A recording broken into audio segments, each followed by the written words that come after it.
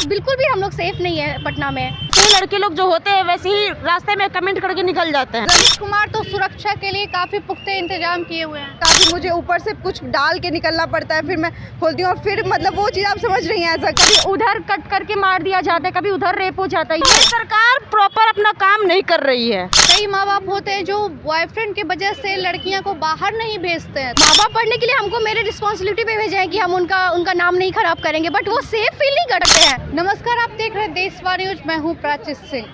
पटना में कितनी सुरक्षित महसूस करती हैं लड़कियां, तो चलिए जेडी वुमेन्स के लड़कियों से ही जानते हैं कि इतना सुरक्षित महसूस करती हैं। तो सबसे पहले, क्या आप पटना में सुरक्षित महसूस करती हैं? बिल्कुल भी नहीं। क्यों? क्योंकि यहाँ पे इतने सारे क्राइम्स होते हैं, हम ऑटो से जाते हैं, रोड पे जाते हैं, फिर बहुत बिल्कुल भी हम लोग सेफ नहीं है पटना में। तो आपके माँ बाप आपको बाहर पढ़ने के लिए भेजे तो क्या, कैसे? माँ बाप पढ़ने के लिए हमको मेरे रिस्पॉन्सिबिलिटी पे भेजे हैं कि हम उनका नाम नहीं खराब करेंगे, बट वो सेफ फील नहीं करते हैं कि हाँ हम सेफ हैं पटना में। जस्ट बिकॉज ऑफ डैट वो इसलिए भेजते हैं कि उनको हम पे ट्रस्ट है, उनको बाहर वालों पे तो ट्रस्ट नहीं है। जस्ट बिकॉज ऑफ डैट हम यहाँ पे खड़े हैं अभी। तो किस तरह से सेफ महसूस करेंगे आप? सेफ क्या होना चाहिए उसके लिए पटना का गवर्नमेंट सिस्टम अच्छा होना चाहिए। और फिर लड़कियों के लिए ऐसे जैसे हमारे कॉलेज ही है, लड़कियों को बोलता है पढ़ाओ, बट ऐसा समथिंग होना चाहिए ना, उनको प्रमोट भी करना चाहिए पढ़ाने के लिए। सिर्फ बोलने से तो नहीं हो जाता ना। क्या आप सेफ महसूस करती हैं? No, actually I am from Pune. मैंने पुणे में स्टडीज़ की और अभी पटना आई हूँ, तो काफ़ी मैं ड्रेसेस पहनती हूँ उस टाइप का जो मैं बिल्कुल सेफ नहीं करती हूँ। मुझे एक ओवरकोट लेके बाहर, एक तो अनकंफर्टेबल लगता होगा, कंफर्टेबल लगता है और काफ़ी मुझे ऊपर से कुछ डाल के निकलना पड़ता है, फिर मैं खोलती हूँ और फिर मतलब वो चीज़ आप समझ रही हैं, ऐसा अगर कि मैं शॉर्ट ड्रेसेस बिल्कुल नहीं पहन सकती हूँ यहाँ पे। ऑब्वियस सा बात है कि अगर हम नॉर्मल भी देखते हैं तो काफ़ी ऑकवर्ड सा फील होता है बिकॉज ऑफ गवर्नमेंट, ऑब्वियस सा बात है। और जैसा कि आप लोग जानते हैं 5th मोस्ट क्राइम ये बिहार को सबसे आगे किया गया बिकॉज ऑफ गर्ल्स ओनली। बहुत सारी चीज़ें हैं, बहुत सारे कुछ हैं यहाँ पे। लोग का मेंटालिटी छोटा, लिटरेसी रेट बहुत ज़्यादा बढ़ा हुआ है और शराब तो ऑब्वियसली कहीं नहीं बंद है, ये तो सब लोग जान ही रहे हैं। और इसीलिए ये सब काफ़ी ज़्यादा फेक है, फेकनिज्म। रमेश कुमार तो सुरक्षा के लिए काफ़ी पुख्ते इंतजाम किए हुए हैं। जी बिल्कुल, ऐसा कुछ नहीं हुआ है, ऐसा कुछ भी नहीं हुआ है। अगर ऐसा होता तो हमें दिखता ना, ऐसा दिख कहाँ रहा है हमें?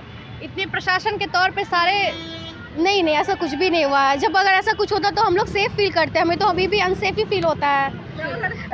अगर 5 बजे के बाद हम लोग घर बाहर भी नहीं निकल सकते क्योंकि फैमिली अलाउड ही नहीं करती है। कहाँ है आप, क्या कर रहे हैं, सब कुछ ये सब काफ़ी ज़्यादा फेक है। ये that's why this is not safe here. और बिकॉज ऑफ गवर्नमेंट ये सब काफ़ी ज़्यादा बोला जाए तो ये लोग सिर्फ बड़ी बड़ी बातें करते हैं, कुछ नहीं। वो सबसे इम्पोर्टेंट तो वो है कि वो सही होनी चाहिए, वो कहीं पे भी जा सकते हैं अगर वो सही है तो। अगर आपको 50 लोग देख रहे हैं, अगर आप उसको नहीं देखती हैं तो वो आपको देख भी रहा है तो आपको कोई फ़र्क नहीं पड़ना चाहिए। और लोगों की बातों पे ध्यान देना चाहिए। पेरेंट्स को भी होना चाहिए कि पेरेंट्स अगर किसी दूसरे की बात पे अपनी बेटी को पढ़ने नहीं भेजते तो पहले उनको अपनी बेटियों पे विश्वास करना चाहिए, क्योंकि अगर वो सही है तो 10 लोग के बीच भी वो सही ही होगी। क्या आप पटना में सेफ महसूस कर रही? नहीं, बिल्कुल नहीं। प्रशासन अपना काम टाइम पे करते ही नहीं है बिल्कुल। यहाँ पे वैसे सेफ जैसे यहाँ पे कुछ भी नहीं है। पटना बस एक अच्छा शहर है, सही है, लेकिन यहाँ पे सेफ तो बिल्कुल भी महसूस नहीं होता है। क्योंकि आप सुनी होंगी हाल में दिन दहाड़े गोली मार दिया जाता है, कभी किसी को भी गोली मार दिया जाता है, कभी काट दिया जाता है बीच रास्ते पे। वैसा यहाँ पे हमेशा होते रहता है।